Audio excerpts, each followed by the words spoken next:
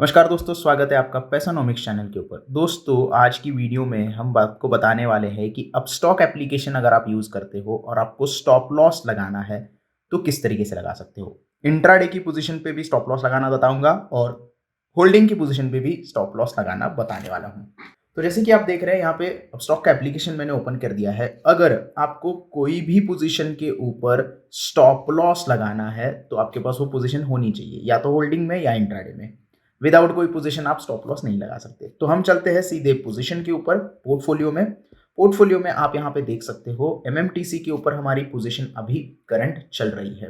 ये पुट की position exit कर दी है, लेकिन ये पोजीशन अभी हमारी ओपन है। 50 क्वांटिटी मैंने इंट्राडे में बाय की है।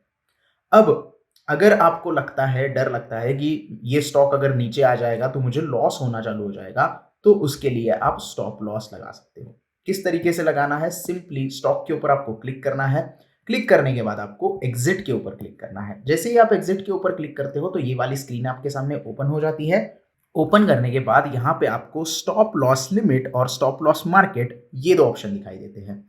दोनों ऑप्शन आप यूज कर सकते हैं। अब स्टॉप लॉस लिमिट क्या है, स्टॉप लॉस मार्केट क्या है, इसका भी बारे में बताऊंगा।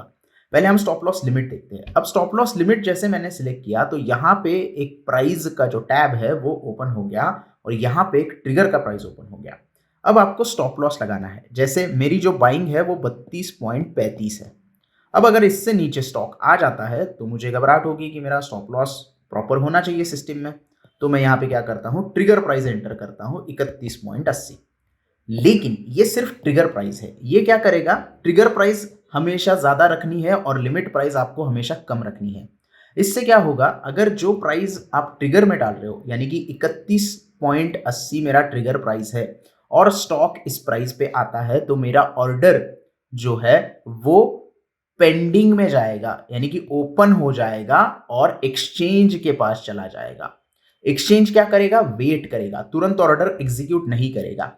एक्सचेंज क्या करेगा, वेट करेगा, और जब तक यहां पे जो मैंने लिमिट प्राइस डाली है वो नहीं आती, जैसे कि मैं यहां पे डाल रहा हूं 31.75, जब तक ये प्राइस नहीं आती तब तक मेरी ऑर्डर जो है वो ओपन में रहेगी और ये प्राइस आने के बाद मेरी ऑर्डर एग्जीक्यूट हो जाएगी।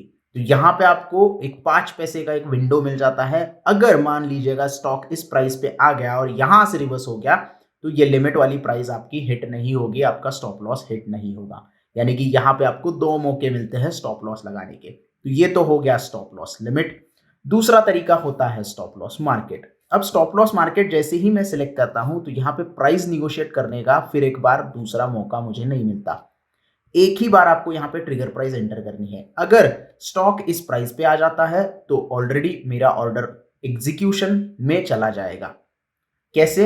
एक्सचेंज के पास जाएगा, तुरंत ओपन हो जाएगा, तुरंत एक्सचेंज के पास चला जाएगा और मार्केट में जो प्राइस अवेलेबल है उस प्राइस के ऊपर एग्जीक्यूट हो जाएगा। वो प्राइस 3180 भी हो सकती है, 3190 भी हो सकती है, 3175 भी हो सकती है। आपको नहीं पता कि उस वक्त मार्केट में ऑर्डर क्या होगी। तो ये चीज आपको पता होनी चाहिए कि दो बार अगर आपको ऑर्डर लगानी है तो आप एसएल लिमिट सिलेक्ट करोगे और सिर्फ ट्रिगर प्राइस एंटर करनी है तो एसएल मार्केट सिलेक्ट करोगे। तो ये दो तरीके होते हैं स्टॉप लॉस लगाने के, चाहे आप इंट्राडे करो चाहे आप सीएनसी करो, दोनों में भी ये तरीके आप यूज कर सकते हो। तो मैं आपको एसएल मार्केट लगा के दिखाता हूं। यहाँ पे 31.80 हमने यहाँ पे ऑर्डर लगा दी है। रिव्यू सेल ऑर्डर करना है और सबमिट करना है। अब आप देख सकते हैं हिस्ट्री में जो हमारा ट्रिगर पेंडिंग है वो यहाँ पे दिखाई दे रहा है। ये ऑर्डर ओपन नहीं है, ये ट्रिगर पेंडिंग है। जैसे ही 3180 आएगा ऑर्डर ओपन हो जाएगा और क्योंकि हमने मार्केट सिलेक्ट किया है तो मार्केट प्राइस पे ये सेल हो जाएगा। तो ये होता है स्टॉप लॉस लगाने का तरीका। इंट्राडे या फिर सीएनसी में भी सेम लगा सकते हो। सीएनसी में एक और तरीके से आप स्टॉप लॉस लगा सकते हो। उसके लिए हम जाएंगे पोर्टफोलियो के अंदर।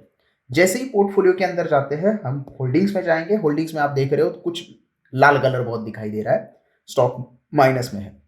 अब मैं बीपीसीएल के ऊपर स्टॉप लॉस लगाने वाला हूं। प्राइस चल रही है 374, मैंने बाय किया है कुछ 446 पे। अब मुझे ऐसा लगता है कि 350 पे मेरा स्टॉप लॉस होना चाहिए। अब एक दिन के लिए, अभी जो मैंने स्टॉप लॉस बताया वो 1 डे के लिए होता है, यानी कि आज मार्केट खत्म हो जाएगा तो वो स्टॉप लॉस कैंसिल हो जाएगा। लेकिन आपको अगर होल्डिंग में स्टॉप लॉस लगाना है तो आप जीटीटी का इस्तेमाल कर सकते हो। अब सेल में जीटीटी ऑर्डर यहाँ पे अवेलेबल नहीं है तो आपको ये मैन्युअली रोज करना पड़ेगा। अब यहाँ पे आप सेल में जाते हो तो आप सिलेक्ट करते हो और सिलेक्ट करने के बाद सेम ही ऑप्शन आपको मिलता है, stop loss limit, stop loss market.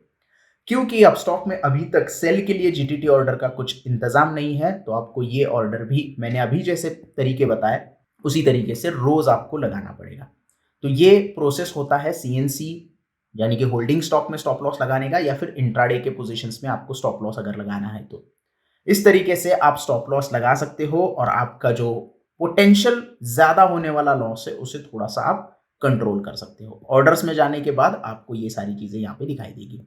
GTT भी आप लगा सकते हो, जैसे कि ये पुरानी ऑर्डर मेरी जीटीटी पे है, इसको हम थोड़ा कैंसिल करते हैं और देखते हैं। बाइंग का ऑर्डर मैंने लगाया था और यहाँ पे जो जीटीटी है वो सेल के ऊपर आप नहीं लगा सकते, ये एक ड्रॉबैक है।